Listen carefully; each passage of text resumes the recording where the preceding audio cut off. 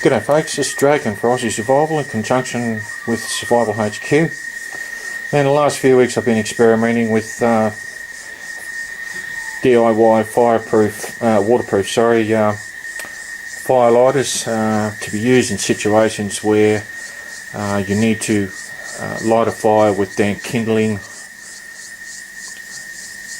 and that sort of thing. These can also be used for home wood heaters and that type of thing. The end product is waterproof, and we'll move on later on and I'll show you how I use the wax on these. The materials I used from left to right are tampons. Next one is pure cotton dental sticks used by dentists. That's about 1.5 inches long, 1/4 inch in diameter. Next one is very tightly woven cotton rope or cord, about 2.5 inches long, 1/2 inch in diameter. The next one is a smaller version of this, again about 2.5 inches long but about 1/4 inch in diameter. The next one is jute strapping used in horticultural and low-end furniture. It's all natural fibre, very loose weave on it. And the last one is sisal rope, about 2.5 inches long and 1/2 inch in diameter. Now all these materials are made from natural materials. There's no synthetic fibres or any of that sort of thing in them. So moving on, I'll give you a couple of examples on how to make these waxed fire lighters. There is a trick to it, as I found out initially when I started, so we'll move on to that. Okay folks, I've just preheated this wax mixture and just put this thermometer in it. It's around about 190 degrees or 87 degrees C. I've got the gas turned right down.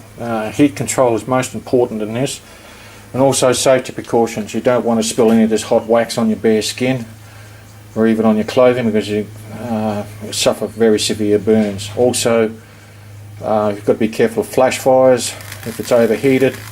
So I've got a lid handy to throw it on the top of that and turn the gas off and smother the fire. Okay, one of the things I found was when I initially started this was just melting the wax to just above melting point wasn't enough. It wasn't permeating or impregnating every fibre of the material that I was using. So henceforth, that's the reason why I've heated the wax mixture to a much higher temperature. The wax combination I'm using at the moment is about 50% beeswax, and the rest is split evenly between paraffin wax and palm wax. Okay. What I've found is that you've virtually got to deep fry these materials in there like French fries, and it'll bubble up a bit, and we'll give you a demo if you can see it in the camera. I'll drop this one in first.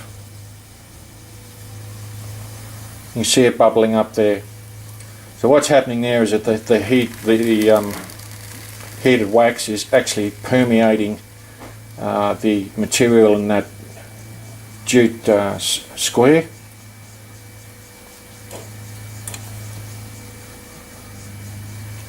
Drop this one in too.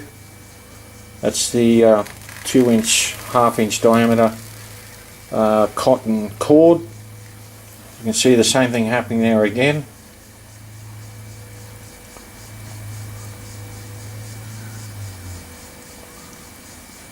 And last, I'll drop the tampon in. Now these will expand. That's what they're originally designed for with their proper use. So I'll just drop that in there. You can see there that it's bubbling away. Once it stops bubbling, that means that it's pretty well fried with the wax mixture. With a pair of tongs, just lay it out on here. cord needs to go a little bit further. The tampon is just about done.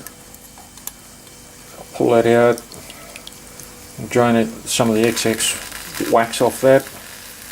As you can see, it has expanded quite a bit. But we'll do some time-lapse burn tests on these later on in this video, and you'll see the different burn times, the quality of the flame, the height of the flame, the heat, resultant heat, and so on. So you can sort of make your own decision which way you want to go with that.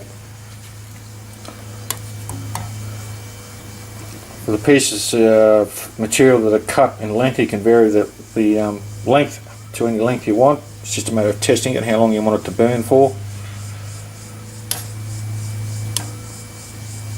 Okay, just turn the gas off. Alrighty, that's the 3 items we did there. Now that's just the same method I've used for all the materials that I showed before in the first part of this video. So you can let that sit for about 24 hours. Sometimes I put it in the fridge or the freezer just to chill it down quickly, then let it sit for about another 12 hours. So at this stage they're still very hot, so just be aware of that. Okay, we'll move on to the next segment. Okay folks, this is the next segment. These are pre-made ones. The other ones we just made are still cooling off. Okay, we'll start off with the tampons, right? This is what they look like. I've put them in plastic bags, little plastic bags like that. As you can see, they've expanded pretty well, but if you look at them, they're very well impregnated with the wax mixture. That's very firm, it's not soft. Alright, so that's the original one we started off with, and that's the finished product. The next one is the dentist cotton sticks they use. That's the original one we started off with. Very soft and pliable. And this is the finished product here. Okay, it's very hard, very firm. If you have a look in the end there, there's if you can see it well on camera, you can tell by the discoloration in the center of it. It's the wax has gone right into it, as compared to that. Again, kept in little Ziploc bags. The next one, this is the 1/2 inch cotton cord or rope. This is the finished product. You can see discoloration there because of the wax, but also if you have a look in the end, you can see that dark core in there. That's a good indicator, a very good indicator that the wax has gone right into it and impregnated every fibre in that piece of rope. Again, done in bags like this. They are waterproof, but in the Australian summer and hot weather, wax tends to get a bit soft, and if you're keeping it in your bug out bag or your EDC or your fire kit, whatever, particularly in hot Australian summer, you may find that this wax, particularly kept inside vehicles, will start to leach out of this just from the heat. It does get quite hot inside vehicles. The next one is the smaller cotton cord or rope. That's the original product we started off with, and this is the finished one. We've got a close-up of that. I don't know if you can see it. I'll try the other end. There we go. Same deal as the 1/2 inch piece. It's quite firm, and you notice the colour difference. It's impregnated with the wax.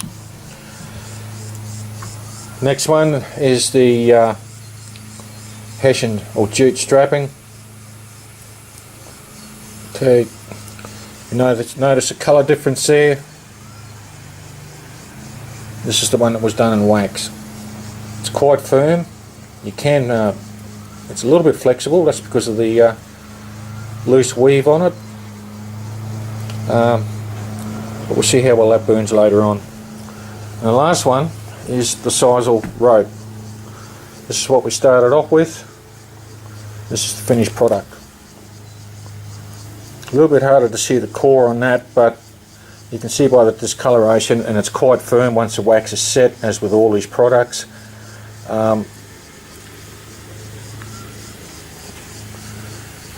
It gives you a good indication how well the wax is impregnated into it. Now, as I said, you've virtually got to fry these like French fries.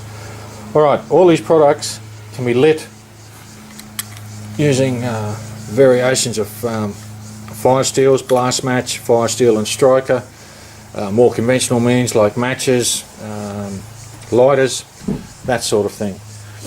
So that's about it for this. We'll do time-lapse pics after this.